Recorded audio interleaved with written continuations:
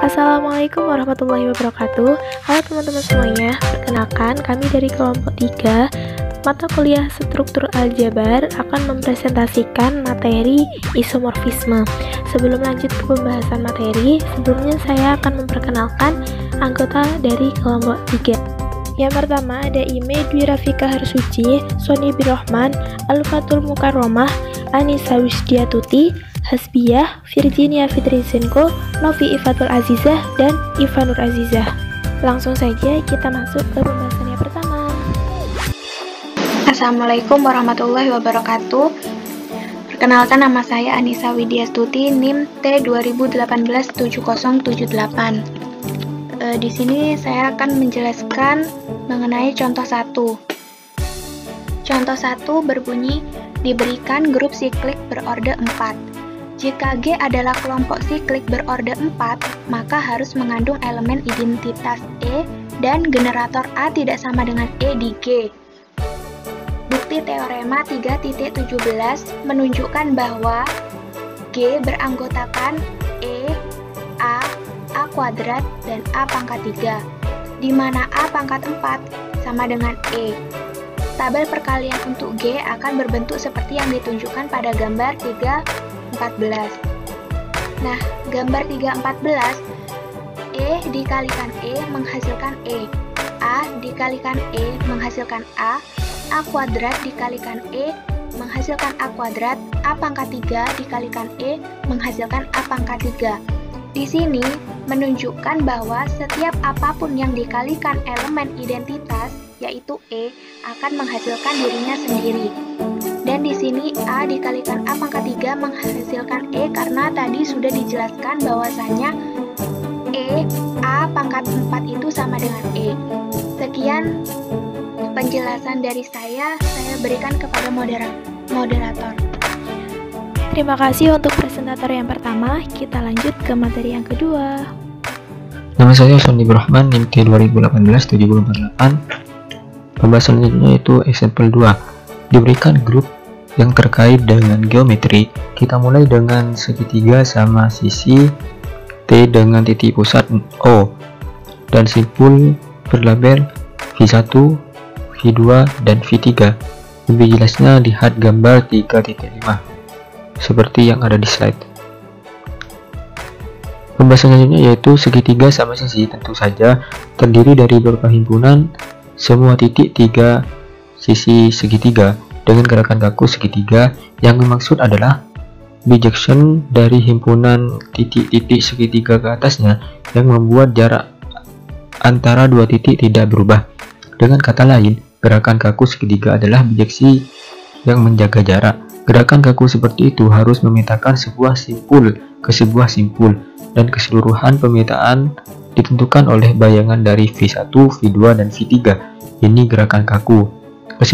Kesimetrian apa saja seperti yang sering disebut membentuk kelompok sehubungan dengan komposisi pemetaan.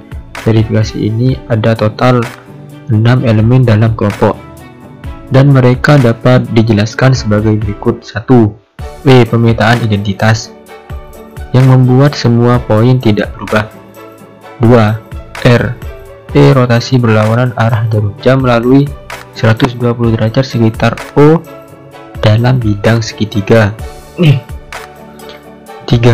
R kuadrat sama dengan R kali R.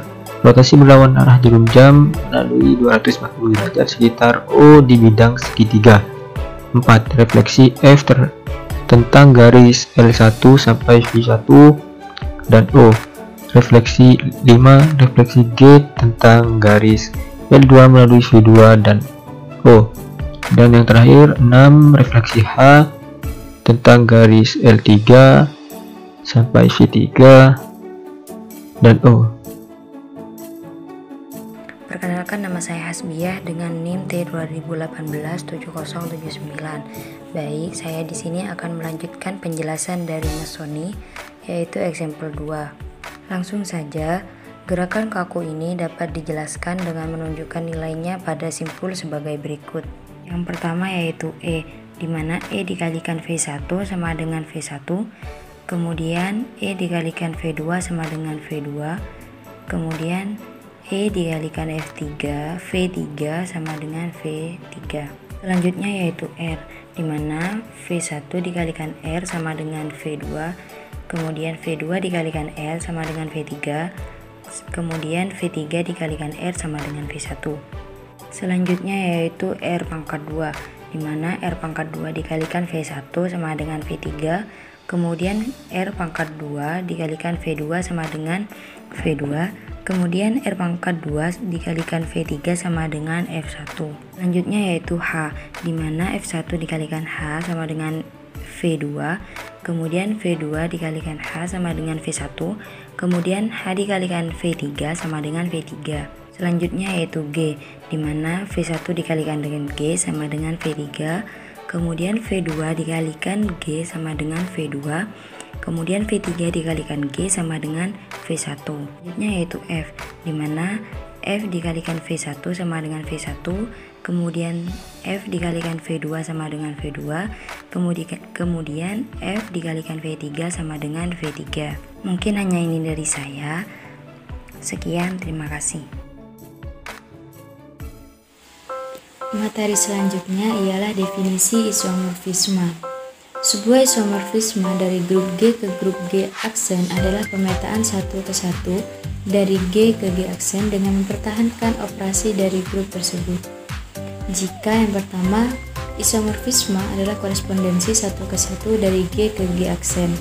Kedua, isomorfisme dalam kurung X bintang Y sama dengan isomorfisme X bintang isomorfisme Y untuk semua X dan Y di G. Contoh, misalkan G adalah bilangan real terhadap penjumlahan dan G aksen adalah bilangan real positif pada perkalian, buktikan bahwa G dan G aksen adalah isomorfisme. Jawab. Yang pertama, isomorfisme adalah G ke G aksen. Yang kedua, bukti untuk satu ke satu atau fungsi, misalkan 2 pangkat X dan 2 pangkat Y elemen G. 2 log 2 pangkat X sama dengan X dan 2 log 2 pangkat Y sama dengan Y. Maka 2 pangkat X sama dengan 2 pangkat Y. Maka 2 log 2 pangkat X sama dengan 2 log 2 pangkat Y, jadi X sama dengan Y. Yang ketiga, bukti keuntuh. Kita harus menentukan untuk setiap Y adalah bilangan real positif dan X bilangan real. Maka X sama dengan Y, isomorfisme X sama dengan Y. Maka 2 pangkat X sama dengan Y, jadi X sama dengan 2 log Y. Yang keempat, bukti operasi mempertahankan. Isomorfisme dalam kurung X plus Y sama dengan 2 pangkat X plus Y sama dengan 2 pangkat X dikali 2 pangkat Y sama dengan isomorfisme X kali isomorfisme Y. Jadi untuk setiap X dan Y adalah G adalah operasi mempertahankan, maka G dan G aksen adalah isomorfisme. Selanjutnya yaitu teorema 3.26 tentang gambar identitas dan inverse.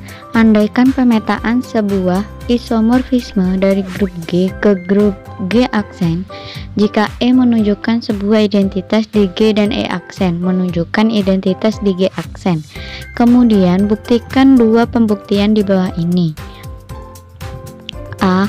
Pemetaan E sama dengan E aksen, dan B. Pemetaan X inverse sama dengan kurung kurawal pemetaan X inverse untuk semua X anggota grup G dengan memisalkan P maka Q. Bukti kita mempunyai E kali E sama dengan E, maka pemetaan E kali E sama dengan pemetaan E. Maka pemetaan E kali pemetaan E sama dengan pemetaan E, karena pemetaan adalah isomorfisme. Maka pemetaan E kali pemetaan E sama dengan pemetaan E kali E aksen, karena E aksen adalah identitas. Maka pemetaan E sama dengan E aksen menurut teorema 3.4e. Selanjutnya kita akan membuktikan yang B, yaitu pemetaan X inverse sama dengan kurung kurawan pemetaan X inverse untuk semua X anggota grup G. Di sini kita mempunyai P gabungan Q, maka R untuk semua X anggota grup G. Yang pertama kita kalikan X kali X inverse sama dengan E. Maka pemetaan X kali X inverse sama dengan pemetaan E. Selanjutnya pemetaan X dikali X inverse sama dengan E aksen. Ini terbukti pada pembuktian yang A. Selanjutnya pemetaan X dikali pemetaan X inverse sama dengan E aksen. Dengan cara yang sama pada X inverse dikali X sama dengan E, sehingga menyatakan bahwa pemetaan X inverse dikali pemetaan X sama dengan E aksen. Oleh karena itu, terbukti bahwa pemetaan X inverse sama dengan kurung kurawan pemetaan X inverse.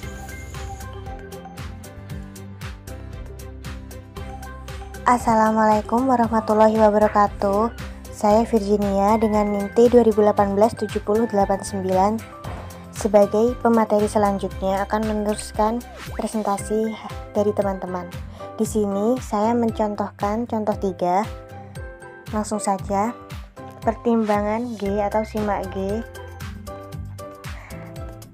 1 I min 1 I dalam perkalian dan G aksen Z4 sama dengan 0, 1, 2, 3, 4 di bawah penjumlahan. Misalkan pemetaan G ke G aksen didefinisikan oleh pemetaan 1 0 sama dengan 0, pemetaan I sama dengan 1, pemetaan negatif 1 sama dengan 2, pemetaan I sama dengan 3. Ini mendefinisikan korespondensi 1 ke 1 pemetaan dari G ke G aksen. Untuk melihat pemetaan isomorfisme dari G ke G aksen, kita menggunakan tabel G dan G aksen. Ini merupakan tabel yang saya maksud. Dengan cara yang sama seperti pada contoh 2, pada bagian ini dimulai dengan perkalian musuh G. Kita mengganti setiap X dalam tabel dengan pemetaan X. Lihat gambar ini. Karena tabel yang dihasilkan gambar 3, 19 sesuai sepenuhnya dengan tabel penjumlahan untuk Z4, kita dapat menyimpulkan pemetaan XY sama dengan pemetaan X ditambah pemetaan Y. Seperti gambar di sini. Ini merupakan contoh 3, 18, ini contoh 3, 19. Dan ini merupakan hasil perkalian dari pemetaan tersebut. Terima kasih. Wassalamualaikum warahmatullahi wabarakatuh. Di sini saya akan melanjutkan contoh yang keempat.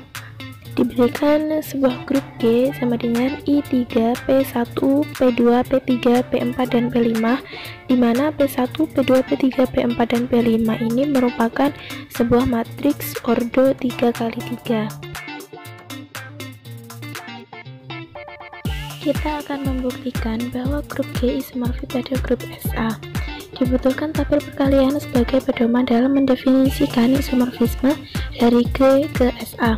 Dalam tabel perkalian tersebut ditemukan hasil seperti yang ada pada tabel ini.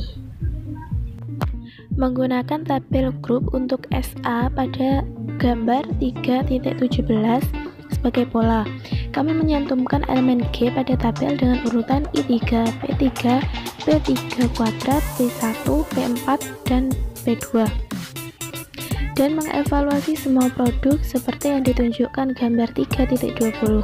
Perbandingan tabel grup untuk G ke SA menunjukkan korespondensi 1 ke 1.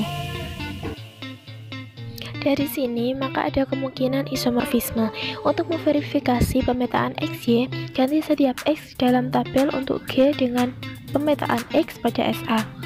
Tabel yang dihasilkan ditunjukkan pada gambar 3.21 yang sebelumnya, dan setiap posisinya sesuai dengan tabel grup untuk SA pada gambar 3.17 pada contoh 2. Jadi, pemetaan XY adalah isomorfisme dari G ke SA. Terima kasih, saya kembalikan kepada moderator. Terima kasih kepada semua presentator dan mungkin hanya ini yang dapat kami sampaikan. Semoga bisa bermanfaat. Sekian, wassalamualaikum warahmatullahi wabarakatuh.